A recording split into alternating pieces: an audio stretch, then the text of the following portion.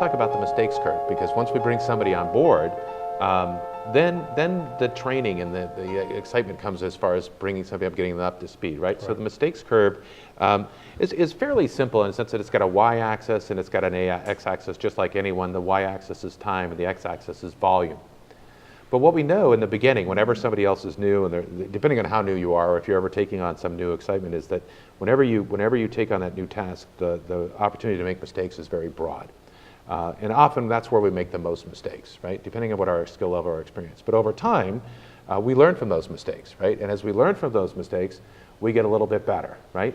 And the curve starts to kind of come to a point. And at the top of the point, we have some proficiency, right? So, and this is the natural learning curve for humankind, right? Trial and error, oldest learning tool in the history of mankind. And as long as we're on this path, then we're in the right path. We know we're going to get where we're going to go. Now, the ways to influence this path, you can read a book. You can learn how to, from other sources. For example, you can talk to a coach, you can talk to a business development person, whatever, to make this path, make this curve maybe not quite so tall or maybe not quite so wide. I mean, there's a bit of strategies there. But the one I talk to my clients about, and I want to get your thoughts on, is the failure to learn path, right? Because we do see this. We see this with our clients all the time. We see this with their employees, right? Where the employee, they start out okay, but then they start to make mistakes, right? And they make the same mistake again and again and again. And at that point, they're on this vertical line, right? And then when you're on this vertical line, you never get to proficiency. Right. You never get to a particular spot. What's your experience in that with your clients? Well, we have a similar curve that we use. It's just sideways. What we find is that when you hire a new employee, our feeling is that the employer's responsibility is to really train that employee. You need to hire the right person, and you need to train them in a lot. You need to get them really proficient, at least in their understanding. Then there's a period of time when they're learning, and they may make a few mistakes, and then there's this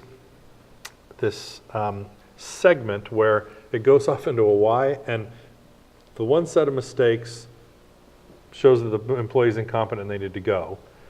But this group actually learns from their mistakes and starts to improve and get better. And what happens is right at the junction of that Y, some employers wait too long to let the ones go that aren't performing. And they might not provide enough training to the ones as they get up. But the faster those employees can get up, if they continue to get competence, the better off they are. But a lot of employers will sit and just hire somebody and then not talk to them, not train them, not give them the expectations. It's not just a matter of... Yeah, I call that over-delegate and under-instruct. Sure. If I have an employee and I want them to do a spreadsheet for me, let's say, I don't want them just to put the numbers on the spreadsheet. I want them to understand what numbers I'm looking for so that they can be a participant in the solution, not just, hey, I did your spreadsheet, how does it look? I want them to really understand the process. Because then they can add additional value, right? More than just plugging numbers on a spreadsheet. Right. I want each individual employee to add additional value. I have a program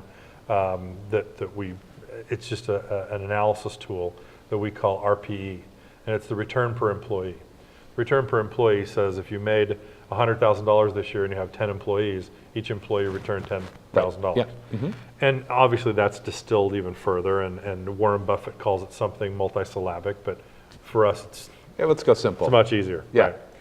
And it's easy to determine if you're adding a new employee, if that employee, for example, is supposed to generate $10,000 for the business, if that doesn't happen relatively quickly, some period of time, then it starts to tail off. And so you need to hire the right people, train them to the right thing, train them to the right level, and then make sure that they understand clearly your expectations. And then what you hope is that they're going to engage, you're going to engage, and the learning curve is just going to go up the charts, and they're going to become a huge asset for you. That's the goal. That's what you want to try now.